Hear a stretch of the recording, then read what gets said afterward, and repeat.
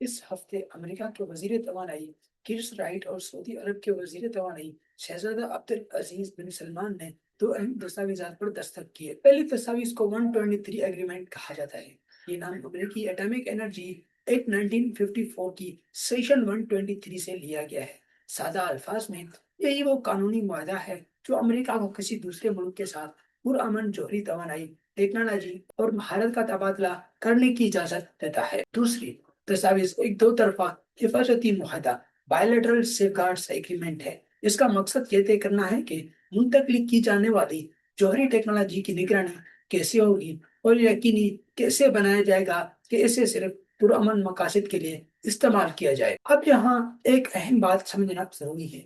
America इससे पहले भी दुनिया के दर्जनों ममालिक के साथ ऐसे 123 एग्रीमेंट्स कर चुका है। इसके लिए बज़ाहिर ये कोई गैर मामूली बात नहीं लगती, मगर इस मुआहदे को मुनफरद बनाने वाले चीज वो शिकी हैं जो इसके अंदर शामिल की गई हैं और जिन पर आज पूरी दुनिया की नजरें जमी हुई है।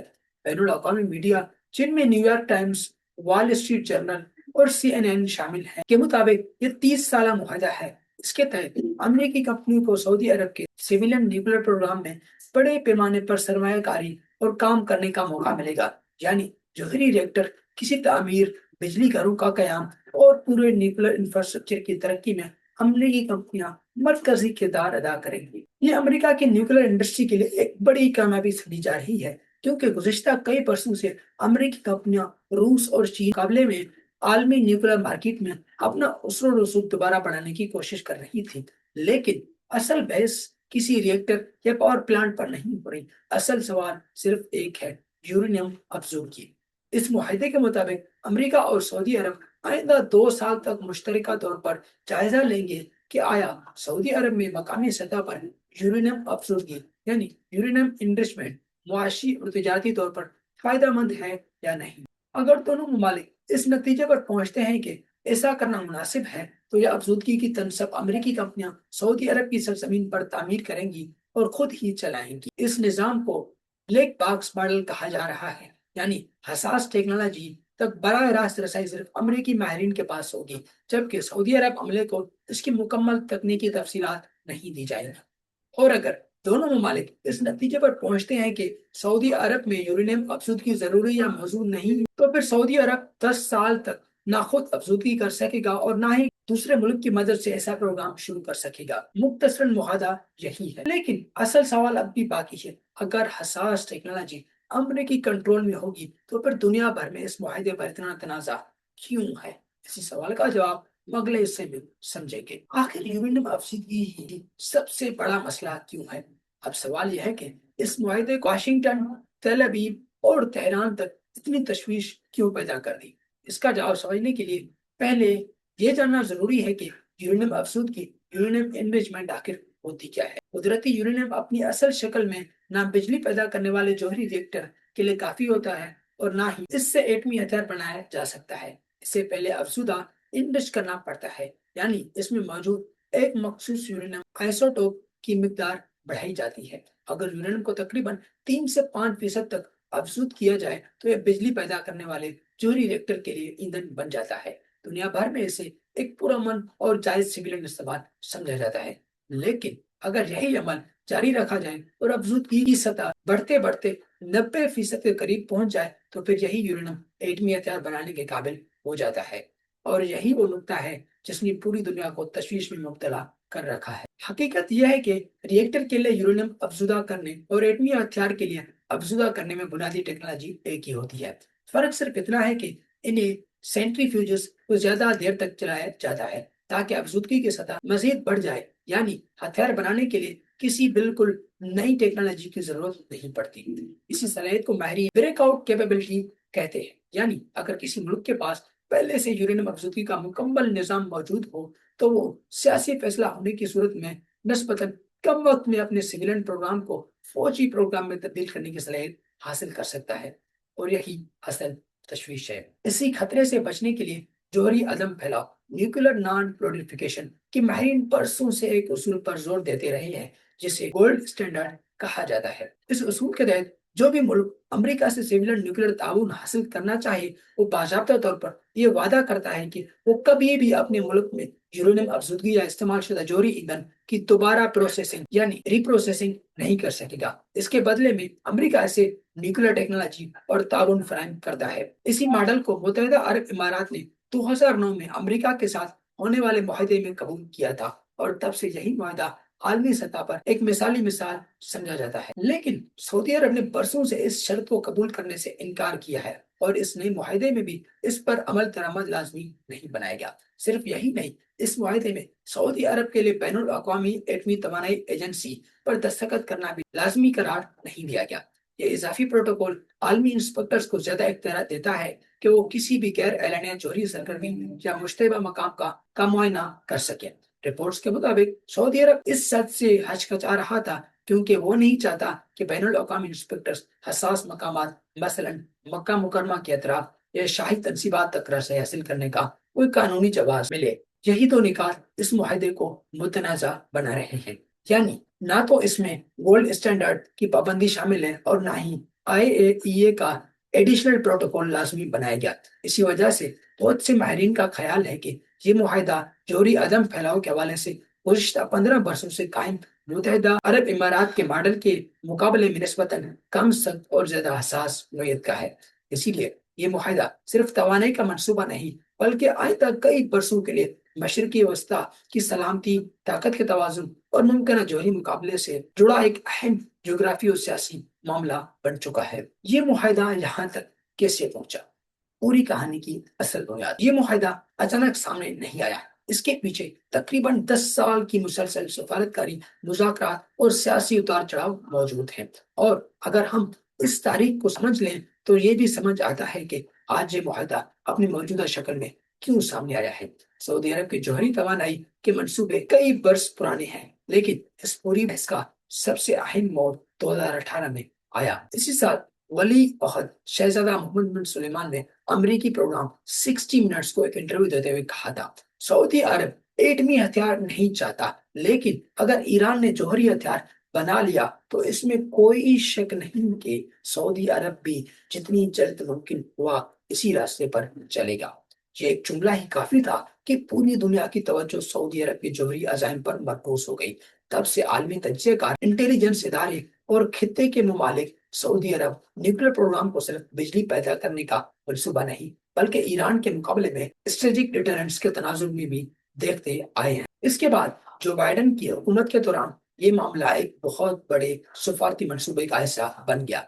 امریکہ چاہتا تھا کہ ایک ایسا جامع معاہدہ، میگا ڈیل کیا جائے جس کے تحت سعودی عرب کو دفاعی ضمانتیں اور سویلین نیوکلیر پروگرام دیا جائے، اور اس کے بدلے میں سعودی عرب اسرائیل کو باضابطہ طور پر تسلیم کرے۔ یہی وہ تصور تھا جس نے 2020 کے ابراہم اکارڈز کی بنیاد رکھی تھی، جس کے تحت متحدہ عرب امارات اور بحرین اسرائیل کے ساتھ سفارتی تعلقات قائم کیے تھے۔ منصوبہ یہ تھا کہ اگر سعودی عرب بھی اسی راستے پر آ جائے تو مشرق وسطیٰ میں ایران کے مقابلے میں ایک نیا علاقائی اتحاد تشکیل پا سکتا ہے۔ لیکن پھر 7 اکتوبر 2023 کو حماس کے حملے اور اس کے بعد غزہ میں شروع ہونے والی جنگ نے پورا منظرنامہ بدل دیا۔ غزہ کی جنگ کے بعد سعودی عرب اور اسرائیل کے درمیان تعلقات معمول پر لانے کی بات تقریباً رک گئی۔ ریاض نے واضح کر دیا کہ جب تک فلسطینی ریاست کے قیام کے حوالے سے عملی پیش رفت نہیں ہوتی، اسرائیل کے ساتھ تعلقات معمول پر لانے کا سوال ہی پیدا نہیں ہوتا۔ تاہم ایک چیز ختم نہیں، اور وہ نیوکلیر مذاکرات۔ اگرچہ اسرائیل سے تعلقات کا منصوبہ تعطل کا شکار ہوگا، لیکن امریکہ اور سعودی عرب کے درمیان سویلین نیوکلیر تعاون پر بات چیت خاموشی کے ساتھ جاری رہی۔ بعد میں ڈونلڈ ٹرمپ کی حکومت میں یہ مذاکرات مزید آگے بڑھے۔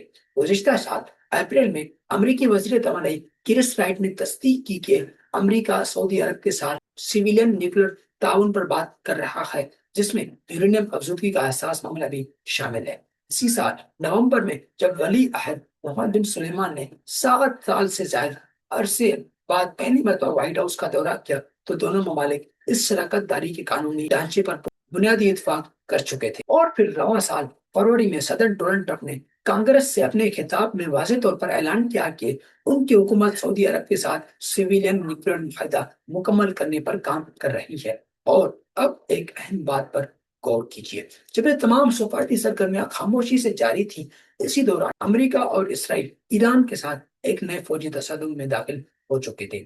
یعنی جس وقت خطے میں جنگ کے بادل گہرے ہو رہے تھے، اسی وقت ایک ایسا معاہدہ بھی اپنی آخری شکل اختیار کر رہا تھا جو آنے والے کئی عشروں تک مشرق وسطی کی طاقت کے توازن کو متاثر کر سکتا ہے۔ اور یہی بات اس معاہدے کو صرف ایک توانائی کا منصوبہ نہیں بلکہ ایک بڑی جغرافی اور تصویراتی کہانی بنا دیتی ہے۔ وہ جنگ جس نے اس معاہدے کا وقت بدل دیا۔ اگر ہم یہ سمجھنا چاہتے ہیں کہ یہ معاہدہ ابھی اسی وقت کیوں کیا گیا تو اس کے ساتھ ساتھ چلنے والے جنگ کو بھی سمجھنا ہوگا۔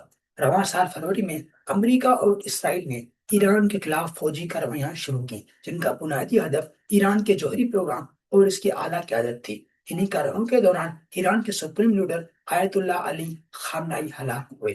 اس ہفتے تک امریکہ مسلسل 13 راتوں سے ایران کے مختلف فوجی اہداف پر حملے کر چکا ہے، جبکہ یہ جنگ اب ایران کی سرحدوں سے نکل کر پورے خلیجی خطے تک پھیل چکی ہے۔ ایران نے جوابی کارروائیوں میں کویت میں امریکی مفادات سے وابستہ تنصیبات کو نشانہ بنانے کا دعویٰ کیا، اردن کی جانب میزائل داغے گئے، بحرین میں خطرے کے سائرن بجے، اور جو وہ خلیجی ممالک بھی اس تنازع کی لپیٹ میں آ گئے جو ابتدا میں اس جنگ کا براہ راست حصہ نہیں تھے۔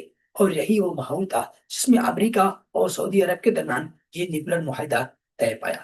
سی این این اور اٹلانٹک کونسل کی رپورٹس کے مطابق یہ معاہدہ کئی مہینوں سے امریکی انتظامیہ کے اندر رکا ہوا تھا۔ بڑی وجہ یہ تھی کہ ایران کے جوہری پروگرام کو روکنے کے لیے جنگ جاری ہو اور اسی دوران سعودی عرب کے ساتھ نیوکلیر تعاون کا اعلان کیا جائے تو اس کا سیاسی تاثر کیا ہوگا۔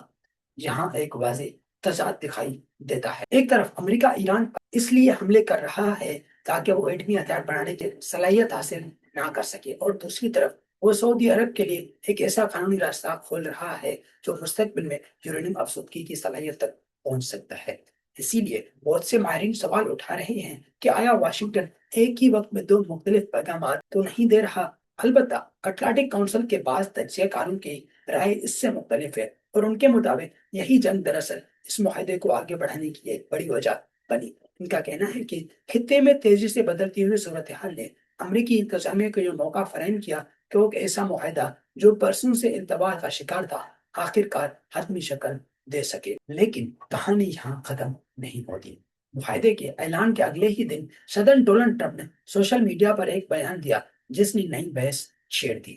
انہوں نے کہا کہ یہ معاہدہ مکمل طور پر اس بات سے مشروط ہے کہ سعودی عرب ابراہیم معاہدوں میں شامل ہو کر اسرائیل کے ساتھ تعلقات معمول پر لائے۔ ساتھ ہی انہوں نے یہ دعویٰ بھی کیا کہ اس معاہدے میں سعودی عرب کو یورینیم افزودگی کی کوئی اجازت نہیں دی گئی۔ یہ بیان ان رپورٹ سے مختلف ہے جو New York Times, Wall Street Journal, C N N اور دیگر بین الاقوامی اداروں نے شائع کی ہیں۔ ان رپورٹس کے مطابق معاہدے میں واضح طور پر ایک 2 سالہ مشترکہ جائزے کا راستہ موجود ہے جس کے بعد مخصوص شرائط کے تحت سعودی عرب میں یورینیم افزودگی کی سہولت قائم کی جا سکتی ہے۔ اسی وجہ سے اس وقت بھی کئی بنیادی سوالات کے جواب واضح نہیں ہیں۔ کیا یہ معاہدہ واقعی مختلف طور پر حتمی ہو چکا ہے؟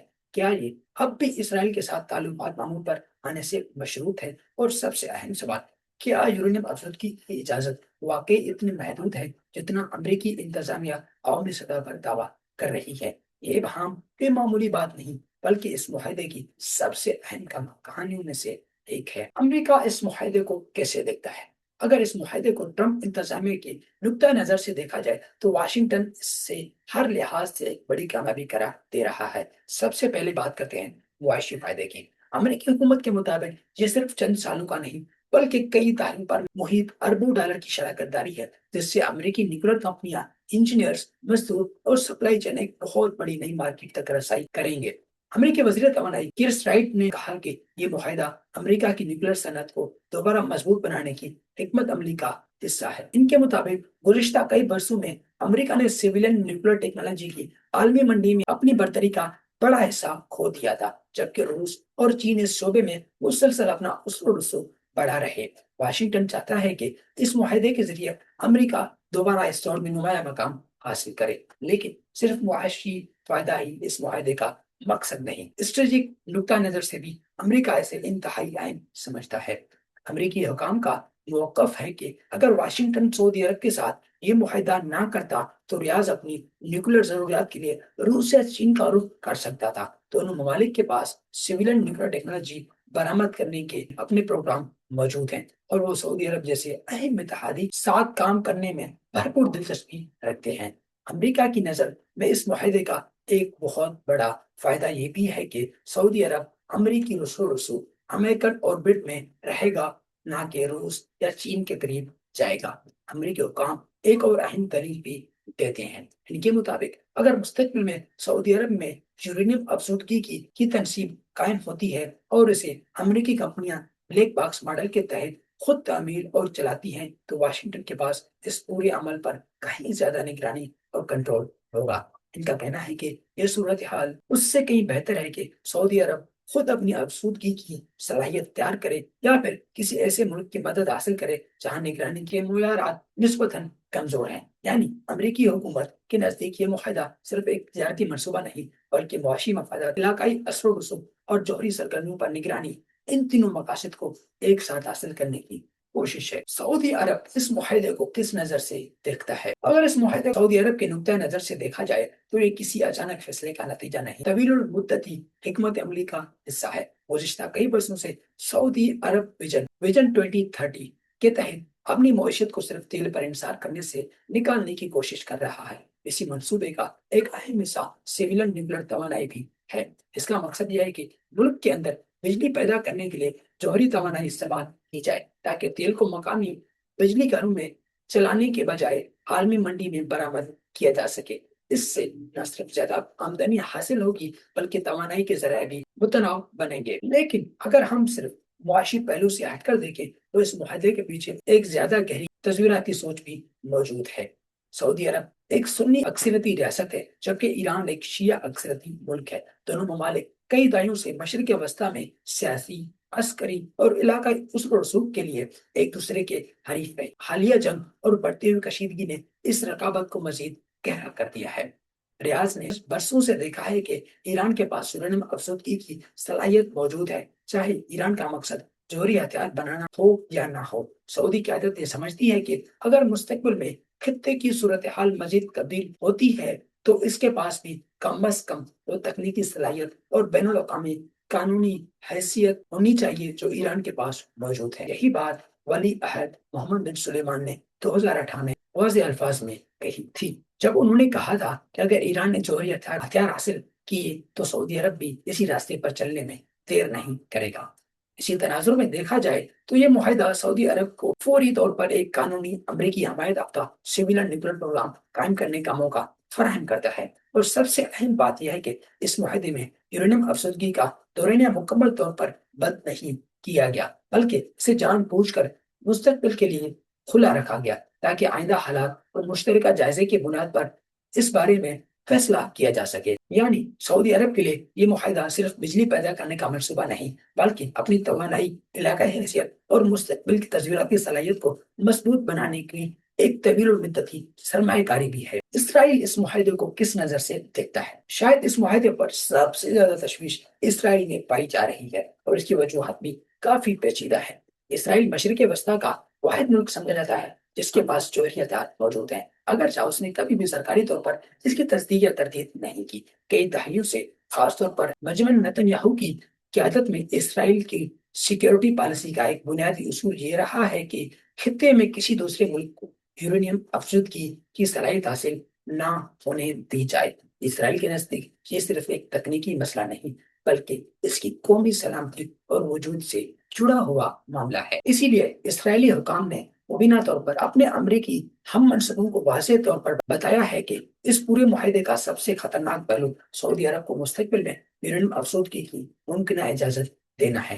تاہم دلچسپ بات یہ ہے کہ اس معاملے پر اسرائیلی اپوزیشن حکومت سے بھی زیادہ سخت موقف اختیار کیے ہوئے ہے۔ اسرائیل کے سابق وزرائے دفاع لیبرمان اور بینی گینٹ دونوں نے عوامی سطح پر خبردار کیا ہے کہ یہ معاہدہ پورے مشرق وسطیٰ میں جوہری ہتھیاروں کی نئی دوڑ شروع کر سکتا ہے۔ لیبرمین نے تو سوشل میڈیا پر یہاں تک لکھا کہ اگر سعودی عرب کو سیویلین نیوکلیر پروگرام کی اجازت ملتی ہے تو بالآخر یہ جوہری ہتھیاروں کی تیاری تک پہنچ سکتا ہے، اور اس کے بعد پورا خطہ ایک خطرناک ایٹمی اسلحے کی دور میں داخل ہو جائے گا۔ لیکن اس معاملے کا ایک داخلی سیاسی پہلو بھی ہے جس پر کم بات ہوتی ہے مگر اس کی اہمیت کم نہیں۔ کئی برسوں تک اسرائیل کی حکمت عملی یہ تھی کہ اگر سعودی عرب کو کسی بھی قسم کا نیوکلیر تعاون دینا ہے تو اس کے بدلے میں ریاض کو اسرائیل کے ساتھ باقاعدہ سفارتی تعلقات قائم کرنا ہوں گے۔ یعنی اسرائیل چاہتا ہے کہ یہ تمام معاملہ ایک ہی پیکج کا حصہ ہوں۔ سعودی عرب اسرائیل کو باضابطہ طور پر تسلیم کرے، امریکہ سعودی عرب کو سیکیورٹی ضمانتیں دیں اور نیوکلیر تعاون انتہائی سخت حفاظتی شرائط یعنی گولڈ اسٹینڈرڈ کے تحت دیا جائے۔ لیکن اب ایسا دکھائی دے رہا ہے کہ وہ پورا منصوبہ تقریباً ختم ہو چکا ہے۔ اسرائیل کے نقطۂ نظر سے دیکھا جائے تو سعودی عرب اب اسرائیل کو تسلیم کیے بغیر بھی امریکہ سے اہم نیوکلیر تعاون حاصل کر رہا ہے، اور وہ بھی ایسی شرائط پر جو اسرائیل کی خواہش کے مطابق سخت نہیں ہے۔ اسی لیے اسرائیلی اپوزیشن لیڈر یائر لاپیڈ اس صورتحال کو نتن یاہو کی مکمل سفارتی ناکامی قرار دیا ہے۔ ان کا کہنا ہے کہ اگر نتن یاہو کی سب سے بڑی ترجیح یہی تھی کہ خطے میں کسی دوسرے ملک کو یورینیم افزودگی کی صلاحیت نہ ملے، تو پھر آج یہی صورتحال ان کی حکومت کی ناکامی کو ظاہر کرتی ہے۔ بعض ناقدین اس سے بھی آگے جا کر یہ دعویٰ کر رہے ہیں کہ امریکہ خطے سے متعلق اہم فیصلوں میں اسرائیل کو آہستہ آہستہ پس منظر میں دھکیل رہا ہے۔ ان کے مطابق چاہے ایران کے خلاف جنگ کی حکمت عملی ہو یا سعودی عرب کے ساتھ ہونے والے مذاکرات، واشنگٹن اب ایسے فیصلے کر رہا ہے جن میں اسرائیل کی رائے پہلے جیسی فیصلہ کن حیثیت نہیں رکھتی۔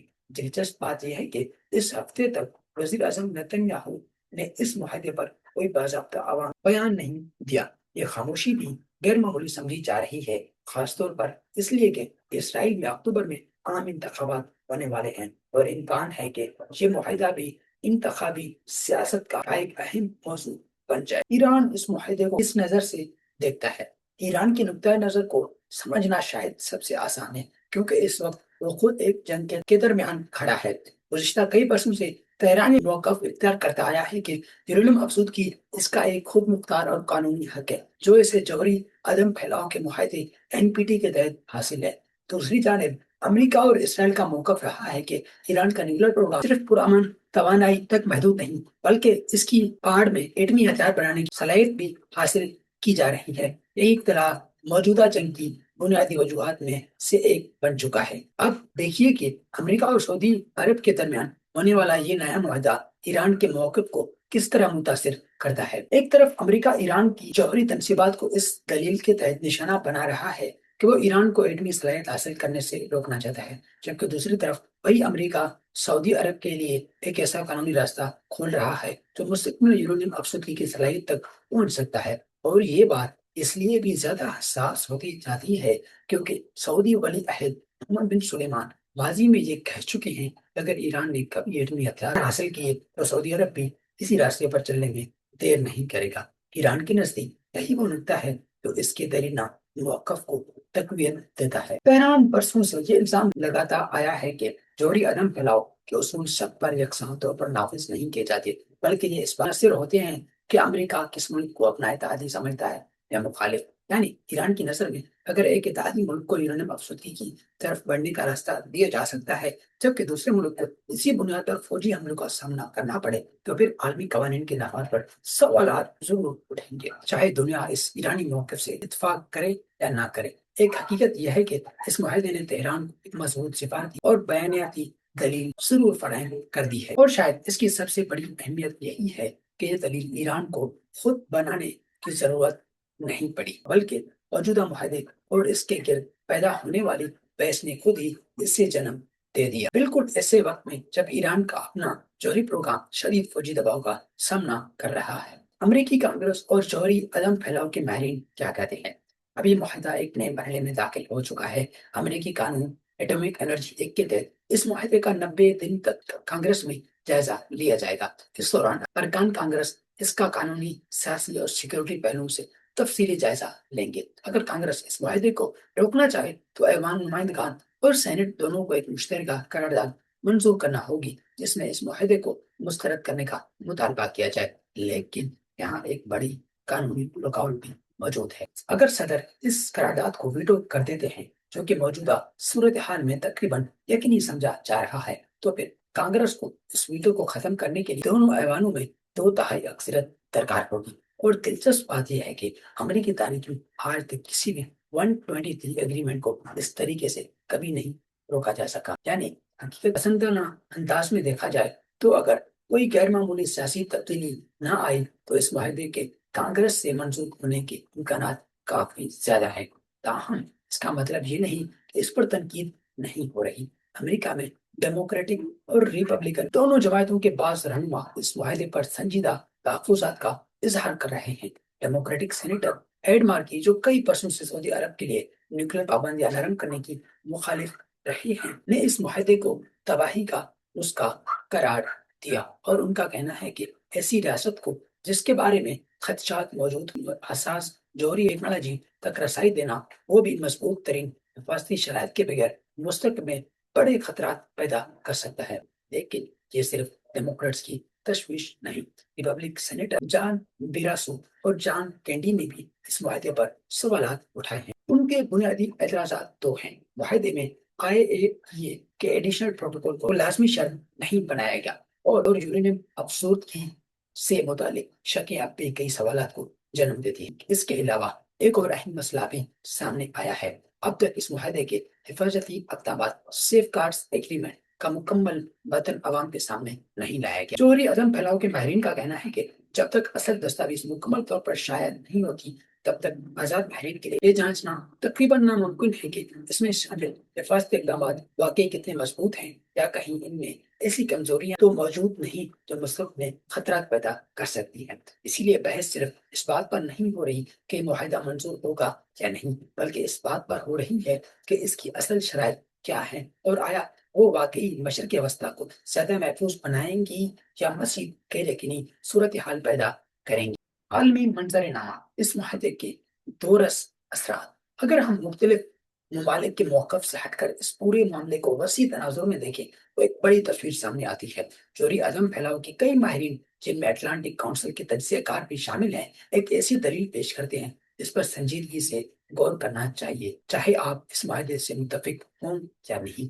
ان کا کہنا ہے کہ سعودی عرب کسی نہ کسی ملک سے جوہری ٹیکنالوجی ضرور حاصل کرنے والا تھا۔ اصل سوال یہ نہیں تھا سعودی نیوکلیر پروگرام بنائے گا یا نہیں، بلکہ سوال یہ تھا کہ وہ یہ ٹیکنالوجی کس سے حاصل کرے گا۔ یہ ٹیکنالوجی امریکہ اور اس کے اتحادی فراہم کریں گے، جہاں کم از کم کچھ حد تک نگرانی، شفافیت اور بین الاقوامی اصول موجود ہوں، یا پھر سعودی عرب روس سے چین کا رخ کرے، جن کے سویلین نیوکلیر برآمدی معاہدوں میں عمومی طور پر عدم پھیلاؤ کی شرائط نسبتاً کم سخت سمجھی جاتی ہیں۔ اس نقطۂ نظر کے مطابق یہ معاہدہ سعودی عرب کی جوہری خواہشات پیدا نہیں کر رہا، بلکہ صرف یہ طے کر رہا ہے کہ ان خواہشات کی سمت اور رفتار پر اصول کس کے ہاتھ میں ہوگا۔